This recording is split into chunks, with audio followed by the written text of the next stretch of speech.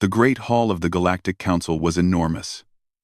It stretched so far that Yuna could not see where it ended. Thousands of alien delegates sat in floating chairs that circled around a central platform.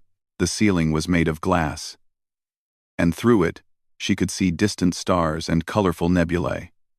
It was beautiful. It was terrifying. Yuna stood alone on the central platform. She was 32 years old, and she was the youngest ambassador Earth had ever sent to the Council. Her black hair was tied back in a simple style. She wore a dark blue uniform with the symbol of Earth on her chest. Her hands were steady, but her heart was beating fast. She had practiced her speech for months. She knew every word. She had studied the history of the Council. She had learned about every species that held power here. She had prepared for every question they might ask. But nothing could have prepared her for what she felt in that moment. The aliens looked down at her. Some had scales. Some had fur. Some had no bodies at all and existed only as floating lights. They had been traveling between stars for millions of years. They had built empires that covered entire galaxies. They had technologies that humans could not even imagine. And they were laughing. The sound filled the Great Hall. It was not the kind of laughter that comes from joy. It was the cold laughter of those who think they are better than everyone else. It was the sound of mockery. Yuna felt her face grow hot. She wanted to look away, but she forced herself to keep her eyes forward. She would not show weakness. She would not give them that satisfaction. The High Speaker of the Council raised one of his many arms. He was a creature called a Vorin, with gray skin and eyes that glowed with pale yellow light. He was ancient. Some said he had lived for 10,000 years. "You ask for equal status," he said. His voice echoed through the hall. "You, who have only just learned to leave your own planet. You, who still fight wars among yourselves. You, who cannot even control your own world." More laughter. Yuna's hands tightened into fists at her sides. "We discovered faster than light travel only 80 years ago," she said. Her voice was calm and clear. She would not let them hear her anger. "In that time, we have built colonies on 12 worlds. We have traded peacefully with dozens of species. We have followed every law of this council. And yet you are still children," another delegate said. This one was a Torvan, a species that looked like tall insects with shining black shells. "Your species is barely 200,000 years old. My people were building cities when your ancestors were learning to walk upright. Age does not equal wisdom," Yuna replied. "We have shown that we can grow. We have shown that we can learn. All we ask is the chance to prove ourselves." The High Speaker leaned forward. His glowing eyes seemed to look right through her. "Prove yourselves?" he said. "You cannot even agree among yourselves who should lead your own planet. You still have hunger in your world. You still have war. You still have hate. These are the marks of a primitive species." Yuna wanted to argue. She wanted to tell them that humanity had worked hard to overcome these problems. She wanted to explain that they were getting better, year by year, generation by generation, but she knew her words would mean nothing to them. "The Council has decided," the High Speaker announced. He did not even call for a vote. "Earth is not ready for equal status. Your petition is denied. Furthermore, the Council has determined that humanity poses a potential threat to galactic stability. As of this moment, Earth is expelled from the Council." The words hit Yuna like a physical blow. Expelled. Not just denied. Expelled. "You cannot do this," she said. Her voice was no longer calm. "We have done nothing wrong. We have followed every rule. We have paid every tax. You have existed," the High Speaker said. "That is enough. Your species grows too fast. You expand too quickly. You are unpredictable. The Council has decided that it is safer to remove you now, before you become a real problem." Yuna stood frozen. She could not believe what she was hearing. They were not just rejecting humanity. They were afraid of humanity. And that fear had made them cruel. You will have 30 days to remove all human presence from Council space, the High Speaker continued. Any humans found after that time will be arrested. Any human ships will be destroyed. This is the decision of the Galactic Council. It is final. The delegates began to leave. Their floating chairs drifted toward the exits. Some of them were still laughing. Others did not even look at her. To them, she was nothing. Humanity was nothing. Una stayed on the platform for a long time. She stayed until the last delegate had left. She stayed until the great hall was empty and silent. Only then did she allow herself to feel the full weight of what had happened. Her mission had failed. Everything Earth had worked for, everything they had sacrificed, all of it was gone. They had come to the council as hopeful partners. They were leaving as outcasts. But as Una stood there in the empty hall, something changed inside her. The sadness and the shame began to fade. In their place, something else grew. It was not anger. Exactly, it was something deeper, something harder, something that would not break. She looked up at the stars through the glass ceiling. Somewhere out there was Earth. Somewhere out there were 8 billion humans who were waiting to hear what had happened. They would be disappointed. They would be hurt. But they would not give up. Una knew this because she knew her people. Humans did not give up. When they were knocked down, they got back up. When they were told they could not do something, they found a way to do it anyway. This was what made them human. The council thought humanity was weak. They thought expelling Earth would solve their problem. They thought humans would crawl away and disappear into the darkness between stars. They were wrong. Una turned and walked toward the exit. Her steps echoed in the empty hall. She did not look back. There was nothing here for her anymore. There was nothing here for any human. But this was not the end. She knew it in her bones. This was only the beginning. As her ship lifted off from the council station, Una sent a message to Earth. It was short. It contained only 3 words. We were expelled. And then she added 3 more. We will return. She did not know how. She did not know when. But she knew, with absolute certainty, that humanity would not accept this. They would not fade away. They would not be forgotten. The stars stretched out before her as her ship jumped into hyperspace. The journey home would take 3 days. 3 days to think. 3 days to plan. 3 days to let her anger grow cold and hard, like a blade being forged in ice. The council had made a mistake. They had humiliated humanity. They had cast them out like garbage. They thought this would make them safe, but all they had done was wake a sleeping giant. All they had done was give humanity a reason to become something greater than they had ever been before. Una looked out at the swirling colors of hyperspace and made a promise. Not just to herself, but to every human who had ever dreamed of reaching the stars. They would return, and when they did, the council would learn what happened to those who underestimated humanity. The humiliation of today would become the fuel for tomorrow's triumph. This was the human way. This had always been the human way, and soon, the entire galaxy would learn to respect it. Commander Tay stood on the bridge of the ship called Hope. It was the largest vessel humanity had ever built. It was 2 kilometers long and half a kilometer wide. Inside its metal walls lived 50,000 people. Men, women, and children. Scientists and soldiers. Farmers and engineers. They were the first wave of humanity's great exodus. Behind the Hope, stretching out across the darkness of space, were 1,000 other ships. Some were large, some were small. Together, they carried nearly 3 million humans away from everything they had ever known. Tay was 45 years old. His hair was turning gray at the edges. His face was weathered from years of service in space. He had spent his whole life preparing for this moment, though he had never known it until now. "Commander," said his second officer, a young woman named Sue. "All ships report ready. We are waiting for your order." Tay nodded. He looked out through the viewport at the stars ahead. Somewhere behind them was Earth. Somewhere behind them was the Galactic Council.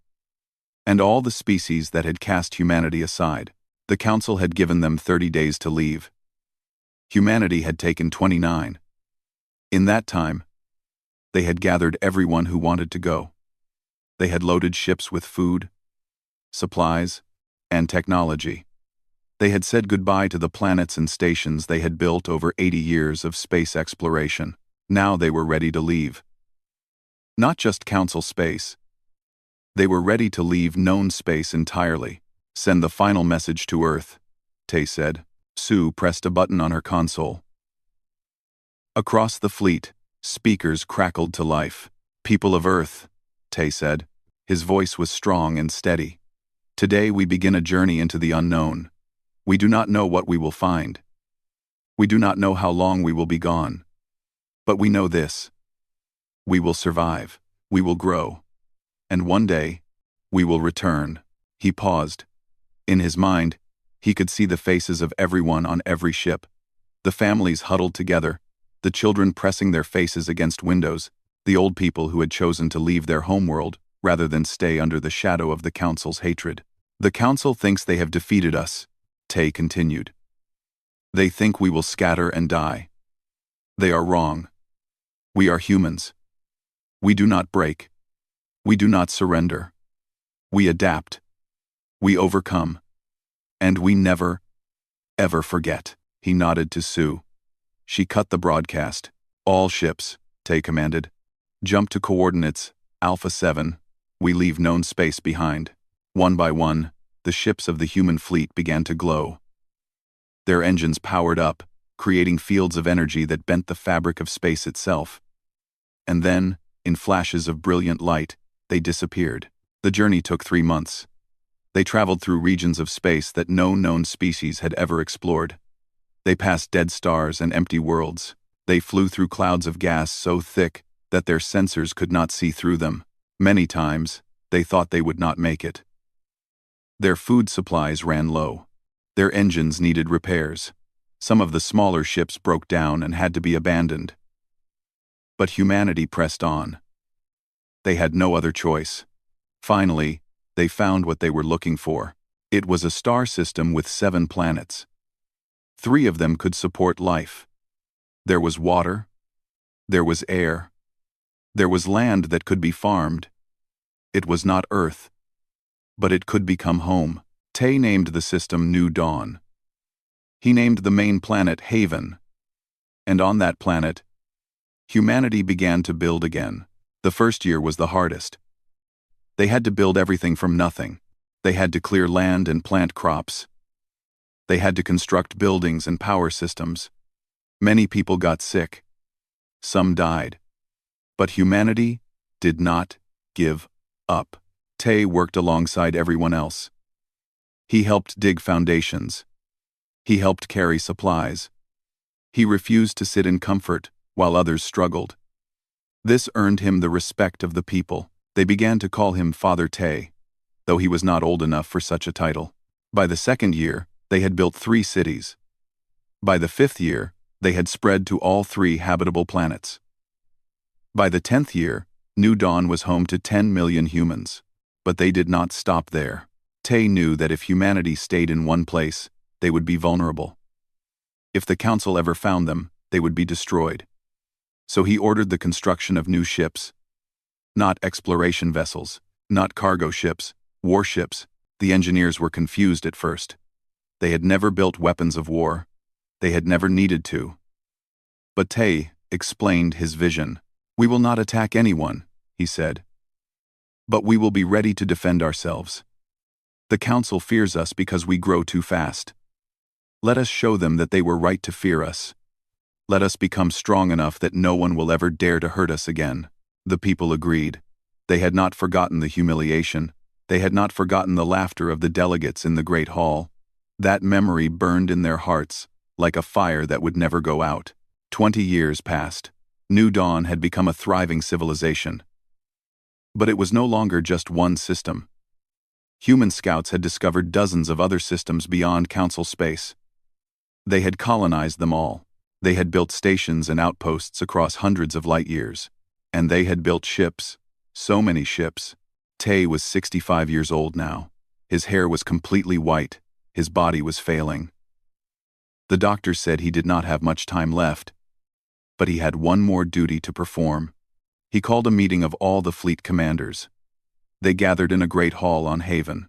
It was not as large as the council's hall, but it was filled with something the council's hall had never known. Hope. I will not live to see our return, Tay said. His voice was weaker now, but still clear. But you will. Our children will. And when that day comes, I want you to remember why we left. I want you to remember the humiliation. I want you to remember the fear in their eyes when they cast us out. He coughed. Sue, now a commander herself, helped him stay standing. We do not seek revenge, Tay continued. Revenge is for the weak. We seek something greater. We seek respect. We seek recognition.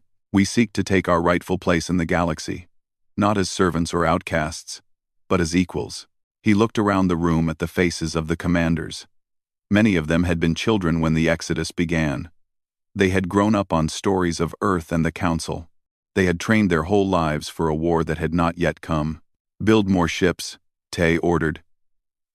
Train more soldiers. Develop better weapons. And when the time is right, we will return. Not as beggars asking for scraps, but as a force that cannot be ignored. The commanders saluted. They understood their mission now. It was not just about survival anymore. It was about destiny. Tay died 6 months later. They buried him on Haven, in a garden overlooking the sea. His grave was simple. Just a stone with his name and 3 words carved beneath it. He led us home. But humanity did not stop. They could not stop. Tay's vision had become their vision. His dream had become their dream. 30 more years passed. 50 years total since the Exodus. The Council had long forgotten about humanity. They assumed the humans had died in the wilderness of unexplored space. They had erased Earth from their maps and their history. They did not know that in the darkness beyond their borders, a power was growing. A power built on determination. A power fueled by the memory of humiliation. A power that would soon shake the foundations of the galaxy itself. Humanity was no longer running. Humanity was preparing. And when they were ready, the Council would learn that some mistakes can never be undone. Hana sat alone in the observation room. The screens around her showed empty space. Nothing moved. Nothing changed. It had been this way for 50 years. She was a monitor for the Council's border division. Her job was to watch the region of space where Earth had once been. It was the most boring job in the galaxy. No one wanted it. That was why they gave it to Hana. She was human. Not all humans had left with the Exodus. Some had stayed behind. They had married into other species. They had found homes on alien worlds. They had tried to forget where they came from. The Council allowed them to stay, as long as they were useful. Hana was one of these humans.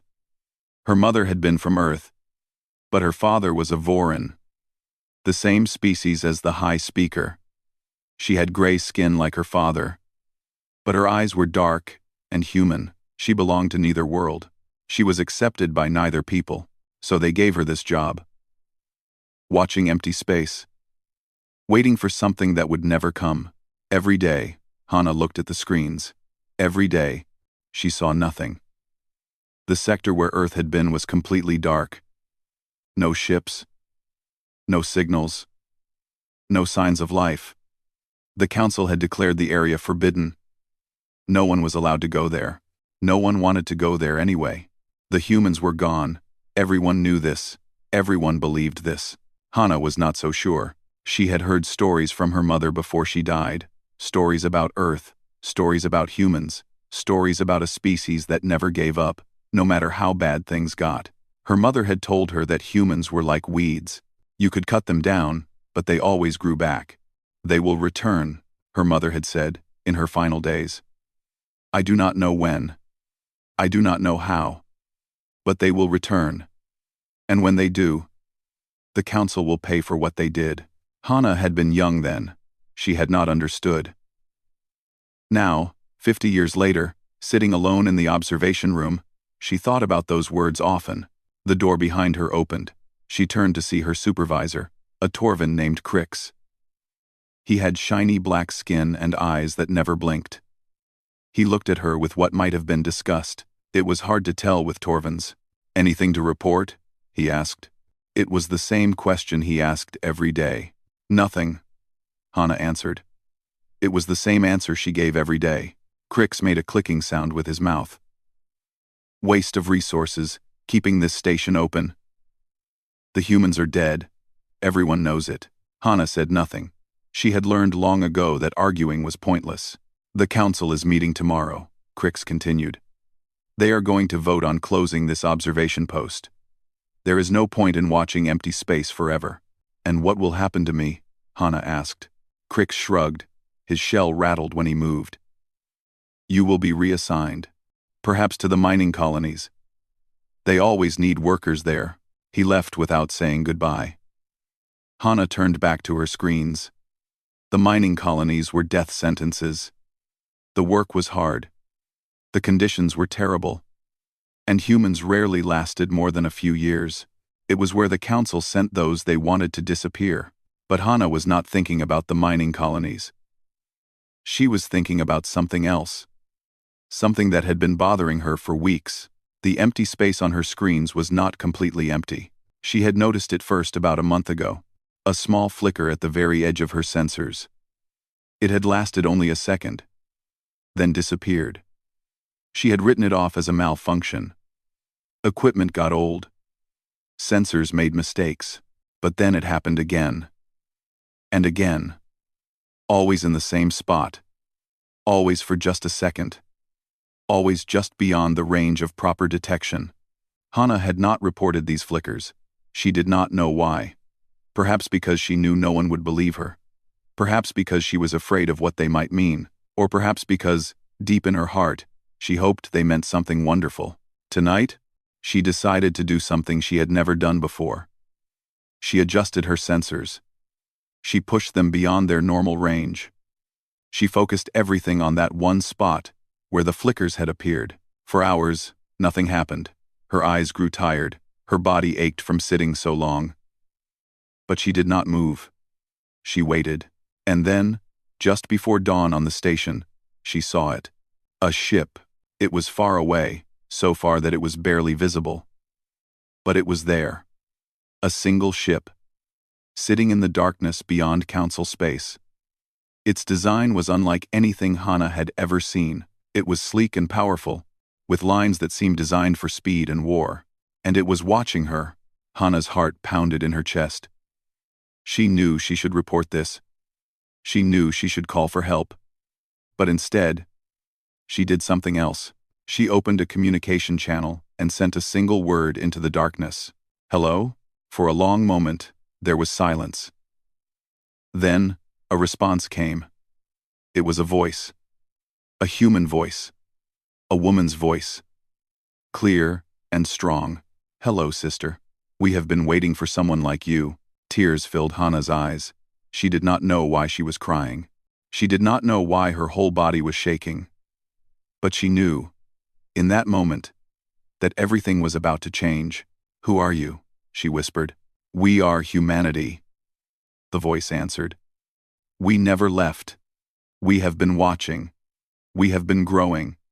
And soon, we will return. But first, we need your help."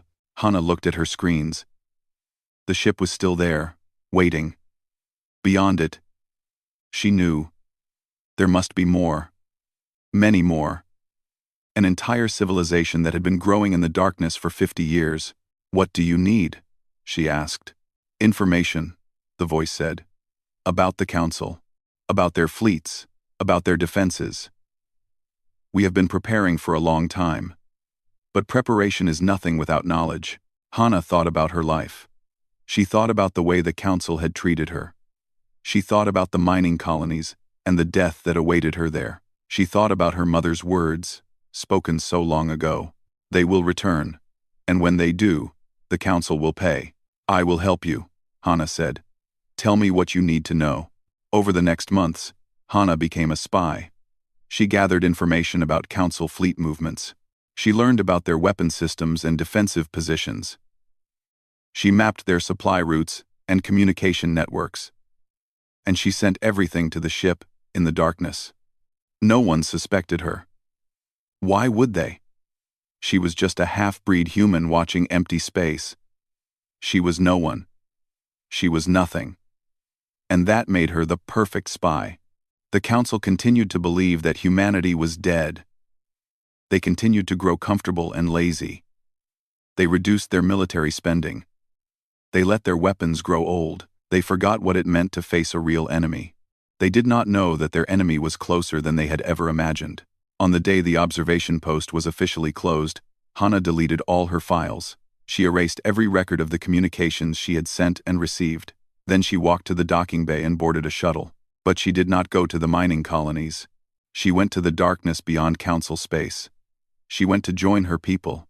She went home, to a home she had never known, but had always dreamed of. The ship that met her was called the Vengeance. It was just one of 1,000 warships that had been built in the 50 years of silence. Hana stood on its bridge and looked out at the fleet that stretched across the stars. "Are you ready?"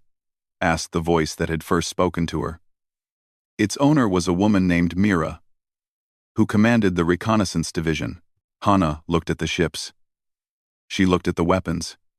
She looked at the soldiers who stood ready to fight. They were all human. They were all determined. They were all waiting for the moment when they could finally make things right. "I have been ready my whole life," Hana said. "When do we attack?" Mira smiled. It was not a cruel smile. It was the smile of someone who had waited a very long time for something important. "Soon," she said. "Very soon." And in the halls of the Galactic Council, the delegates continued to laugh and argue and forget. They did not know that their time was running out. They did not know that the silence they had enjoyed for 50 years was about to end. The storm was coming, and nothing in the galaxy could stop it. Admiral Wu stood on the bridge of the flagship Victory. He was 60 years old, born in the first year after the Exodus. He had never seen Earth. He had never walked in the forests or swam in the oceans that his grandparents had told him about. But he had grown up with their stories. He had grown up with their pain. And now, he was going to make things right. Around him, the bridge crew worked in focused silence. They were young men and women who had trained their entire lives for this moment. Every drill, every exercise, every simulation had been leading to this day. "Admiral," said his communications officer, a young man named Jin. "All ships report ready. The fleet is in position." Wu nodded. He looked at the main screen. It showed a map of the space ahead. Beyond the border they had lived behind for 50 years was Council space. Beyond Council space was the Great Hall where humanity had been humiliated. Beyond that was Earth, the home they had been forced to abandon. "How many ships do we have?" Wu asked. He knew the answer. He had asked the same question every day for the past month, but he wanted to hear it again. 1,024 warships, Jin answered. 340 support vessels. Total crew of 800,000. Wu closed his eyes. 800,000 humans. Every single one of them a volunteer. Every single one of them willing to die for this mission. He felt the weight of their trust pressing down on him. "The Council does not know we are coming," said his tactical officer, a woman named Bora. "Our scouts confirm that their border defenses are minimal. They stopped watching this region decades ago. They think we are dead," Wu said. "Yes, sir." Wu opened his eyes. On the screen, he could see the lights of his fleet. Thousands of engines glowing in the darkness. Thousands of ships carrying the hopes and dreams of an entire species. "Send the signal," he ordered. "All ships advance." The fleet began to move. They crossed the border that had held them back for 50 years. They entered Council space for the first time since the Exodus. And as they moved, they began to spread out, forming a pattern that would maximize their attack potential. Wu had studied military history his whole life. He knew that surprise was the greatest weapon of all. The Council had superior numbers. They had superior resources. They had been building ships for millions of years, but they were not ready. They were not expecting an attack. And that would be their downfall. The first Council outpost detected them 3 hours after they crossed the border. It was a small station, crewed by only 50 aliens. When they saw the human fleet approaching, they sent a desperate message to the nearest military base. Wu let them send it. He wanted the council to know. He wanted them to see what was coming. The message traveled at the speed of light, bouncing from relay to relay across council space. Within hours, it reached the capital. Within hours, the High Speaker himself was reading it. "Impossible," he said. His glowing yellow eyes flickered with what might have been fear. "The humans are dead. They have been dead for 50 years. The message is confirmed," his aide said. 1,000 ships. All of human design. All heading for the capital. The High Speaker rose from his chair. Around him, the council chamber erupted in chaos. Delegates were shouting, screaming, demanding explanations. The comfortable peace they had enjoyed for so long was shattered in an instant. "Send the fleet," the High Speaker ordered. "Send every ship we have. Stop them before they get here." But it was too late. Far too late. The council's military had grown weak over the years. They had not fought a real war in centuries. Their ships were outdated. Their crews were untrained. They had become lazy and soft, confident that no one would ever challenge them. The human fleet was different. Every ship had been built for war. Every soldier had been training since childhood. Every weapon had been designed to kill. The first battle happened at a place called the Corvin Nebula. 300 council ships met 500 human ships in a clash of fire and metal. The council expected an easy victory. They outnumbered the humans in firepower and experience. They were wrong. The human ships moved in ways the council had never seen. They fought in perfect coordination, each ship knowing exactly where to be and when to fire. Their weapons cut through council shields like knives through paper. Their pilots performed maneuvers that should have been impossible. Within 4 hours, the council fleet was destroyed.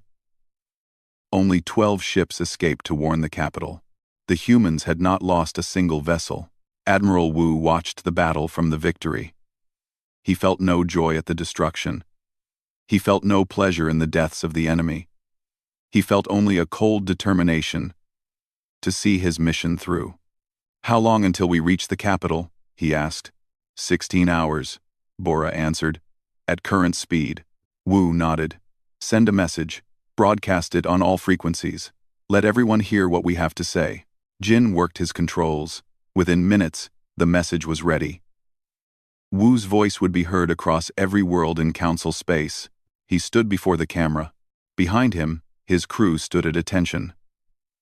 Through the viewport, the stars of council space gleamed like diamonds. "This is Admiral Wu of the human fleet," he said. His voice was calm and steady. 50 years ago, you expelled us from the council.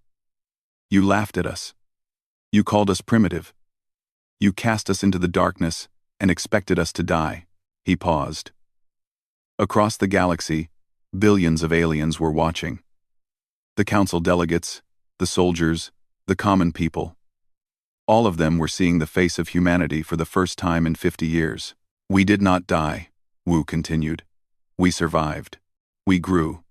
We built a civilization greater than anything you ever imagined. And now, we have returned." He leaned forward, his dark eyes burning with intensity. "We do not come for revenge. We do not come to destroy you. We come for one thing only: respect. We come to take our rightful place in this galaxy. We come to show you what happens when you underestimate humanity." He straightened his uniform. "You have one chance. Surrender now. Open your borders. Accept us as equals. Do this, and there will be no more fighting. Do this, and we can build a future together." His voice hardened. "Refuse, and we will take what we want by force. The choice is yours. You have 12 hours to decide." The message ended. Across the galaxy, silence fell. The council delegates looked at each other in fear and confusion. They had never faced anything like this before. They had never been given an ultimatum by a species they had considered beneath them. Admiral Wu sat back in his chair. The weight of his words hung heavy in the air. He did not want more fighting. He did not want more death. But he would do whatever was necessary to complete his mission. "Admiral," Jin said, "we are receiving a response from the Council." Wu looked at the screen. The face of the High Speaker appeared. He looked older now. His gray skin wrinkled, and his glowing eyes dim. He looked afraid. "You cannot threaten us," the High Speaker said. But his voice was trembling. "The Council will never surrender to primitive humans." Wu shook his head. "Then you have chosen your fate. In 12 hours, our fleet will arrive at your capital. And then, you will learn the true cost of pride." He cut the transmission. The fleet continued to advance. Ship by ship, world by world, they pushed deeper into Council space. No force could stop them. No defense could slow them down. The 12 hours passed quickly, and when they ended, the human fleet emerged from hyperspace above the Council capital. 1,000 warships, their engines burning bright against the darkness of space. 1,000 weapons, all aimed at the heart of the enemy. 1,000 voices, all crying out with the same message. "We remember. We have returned. And nothing will ever be the same again." Admiral Wu looked at the planet below. Somewhere down there was the Great Hall, where his grandmother Yuna had been humiliated. Somewhere down there were the delegates who had laughed at humanity 50 years ago. "All ships," he ordered, "hold position. Wait for my command." The fleet obeyed. They hung in space like a wall of steel. Waiting. Watching. Ready for whatever came next. The time for words was over. Now it was time for action. And humanity was ready. Captain Mina stood at the weapons console of the destroyer Storm. Her finger hovered over the firing button. Below her, the Council capital world turned slowly in the darkness of space. Billions of aliens lived on that planet. Billions of lives that could be ended with a single command. She was 28 years old. Her grandfather had been on the first ship to leave Earth. Her mother had been born on Haven. Her father had died building the warships that now surrounded the enemy capital. She carried the weight of 3 generations on her shoulders. "Captain," said her first officer, a man named Day. "Admiral Wu is hailing all ships. Put him through." Mina ordered. The Admiral's face appeared on her screen. He looked tired but determined. Behind him, the bridge of the Victory hummed with activity. "All ships, hold fire," Wu said. "I repeat, hold fire. We are giving them one last chance to surrender." Mina's jaw tightened. She understood the Admiral's logic. But part of her wanted to see the Council burn. Part of her wanted revenge for everything they had done. Hours passed. The human fleet waited. Below them, the Council frantically gathered their remaining defenses. Ships rose from the planet's surface. Weapons platforms activated. Shields flickered to life around key government buildings. But it was not enough. Everyone knew it was not enough. Finally, a message came from the planet. The High Speaker's face appeared on every screen in the fleet. "We refuse your demands," he said. His voice was loud, but there was fear beneath the words. "The Galactic Council does not negotiate with terrorists. We will fight to the last soldier if we must." Admiral Wu shook his head sadly. He had hoped it would not come to this, but he had known, deep down, that the Council's pride would not let them surrender. "Then you leave us no choice," he said. "All ships, prepare for battle." Across the fleet, weapons powered up, targeting computers locked onto enemy positions. Pilots gripped their controls tightly. Soldiers said silent prayers, and then the Council made their move. A wave of missiles erupted from the planet's surface. They streaked toward the human fleet, each one carrying enough power to destroy a battleship. The Council was trying to strike first, hoping to break the human formation before the battle truly began. "Defensive screens," Admiral Wu ordered. "All ships, activate countermeasures." The human fleet responded instantly. Point defense guns filled the space with metal. Electronic jammers confused enemy targeting systems. Shield generators created barriers of energy that absorbed the incoming fire. When the smoke cleared, not a single human ship had been destroyed. But now, the time for waiting was over. "Captain Mina," Admiral Wu's voice came through the comm. You will have the honor of firing the first shot. Mina felt her heart pounding in her chest. This was the moment she had been waiting for her entire life. This was the moment when humanity would finally answer the insult of 50 years ago. She looked at her target. It was the Council's main defense station, a massive structure that protected the government district. Taking it out would leave the high speaker exposed. Firing, she said. She pressed the button. A beam of brilliant blue light erupted from the storm. It crossed the space between the ship and the station in less than a second. When it hit, the station exploded in a ball of fire that could be seen from the planet's surface. And then, the battle truly began. The human fleet attacked with perfect precision. Each ship knew its role. Each weapon found its target. The Council's defenses, hastily assembled and poorly coordinated, crumbled under the assault. Ships fell from the sky like burning leaves. Defense platforms went dark. Communication towers collapsed. Within 2 hours, the Council's military presence around the capital was completely destroyed. But Admiral Wu did not order an attack on the planet itself. He did not target civilian populations. He did not seek to cause unnecessary suffering. This was not about destruction. This was about proving a point. Council capital. He broadcast. Your defenses are destroyed. Your fleets are scattered. You have nothing left to fight with. I ask you one more time. Surrender. Silence. Long, terrible silence. Then, finally, a response. We surrender. It was the high speaker's voice, broken and defeated. The Council surrenders. Please, no more. Mina watched from her bridge as the words spread across the fleet. Cheers erupted from every ship. Soldiers embraced each other. Some cried. Some laughed. Some simply stood in stunned silence, unable to believe that they had actually won. But Admiral Wu's voice cut through the celebration.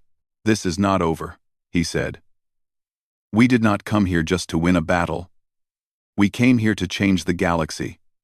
Landing parties, prepare for deployment. We are going to the council chamber. 2 hours later, Admiral Wu walked through the doors of the Great Hall. Behind him marched 100 human soldiers, their weapons held ready. Around them, alien delegates watched in terror. The hall looked exactly as Yuna had described it in her memoirs. The floating chairs, the glass ceiling, the platform in the center where she had stood and been mocked. Wu felt her presence with him, guiding his steps. The high speaker sat in his chair at the head of the chamber. He was alone. His guards had fled. His allies had abandoned him. He had nothing left but his pride. And even that was crumbling. You have come to kill me, the high speaker said. His voice was hollow. Then do it. End this. Wu walked to the center platform. He stood where Yuna had stood 50 years ago. He looked up at the delegates who had gathered to watch. Torvins, Vorins, species of all kinds, united only by their fear. We did not come to kill you, Wu said.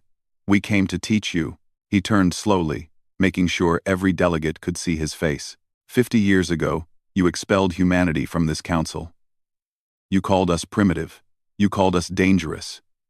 You thought that by casting us out, you would make yourselves safe. He shook his head. You were wrong. Your fear did not protect you. Your pride did not save you. The only thing you accomplished was to give us a reason to become stronger. He pointed at the high speaker. You could have made us your allies. You could have welcomed us as partners.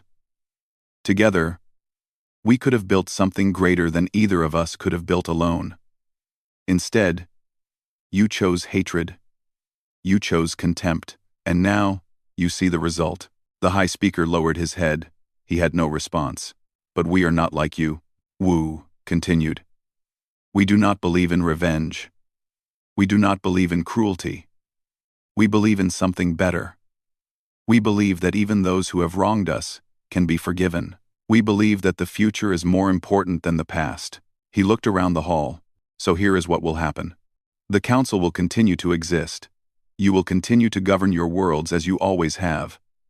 But there will be one change. He paused. Humanity will take its seat at this table. Not as servants, not as outsiders, as equals.